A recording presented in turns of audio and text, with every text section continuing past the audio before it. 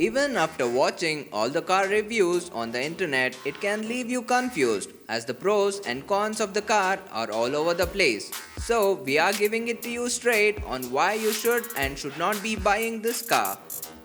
MG Hector. It is the front-runner SUV of MG. The car was mostly popular for its Internet Inside feature when it was launched. But now, Internet inside a car is a common thing in most of the new cars. So let's find out quickly with 10 things why you should buy this car.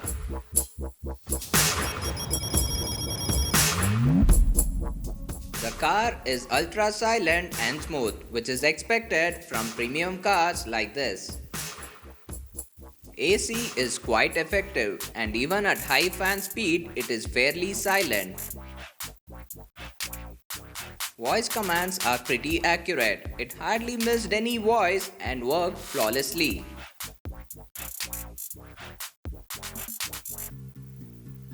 The power after the initial small lag will be available instantaneously in a linear manner. It is fairly relaxing and easy to drive car. It is very easy to place its corners even without the 360-degree camera from the driver's seat. We did drive it in extremely tight places without any discomfort. Android Auto connected flawlessly. The track information, the navigation instruction and the call information are all available on the MID also. Music system feels great as it is packed with 9 speakers from Infinity. Panoramic sunroof made the cabin very airy and a pleasure to be in. Auto hold parking brake is again a very helpful feature to have. MG Hector's mileage starts at 13.96 kmpl and goes up to 17.41 kmpl. Those are the 10 things why you should buy this car. Now let's move on to the things which you should look out for.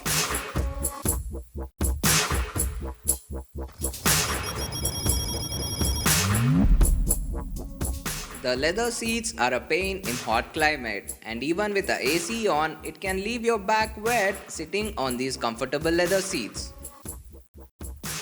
The AC is very effective but had to constantly adjust the temperature and it is a pain going through the menu each time. Also, it is very irritating when the system don't return to the previous screen automatically after the input and needs to be brought back manually each time. The Android Auto screen covers only half of the 10.25-inch portrait display. It's big enough but it's a waste of screen real estate and looks odd.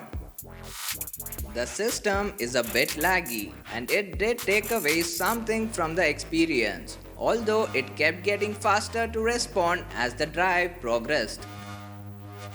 The TomTom map graphics are in my opinion horrible. Everywhere else though, the ICE graphics are excellent. The car did struggle for less than a second every time you brought it to first gear with moderate or hard braking and instantly tried to go on the throttle. There is no shortcut to Android Auto or Google Maps when you are not in the home screen. Also, there is no back button. So each time you get into another menu, you have to return to the home screen. Hector basic version starts from 17 lakhs on the road. In this price range, we can clock into Kia Seltos mid version. There is no Eco Drive mode on the Hector. Therefore, you will have normal fuel efficiency even on the highways. Service maintenance is a bit expensive compared to its rivals like Tata Safari and Mahindra XUV 500. So, these are the things that you should be considering before buying the 2021 MG Hector.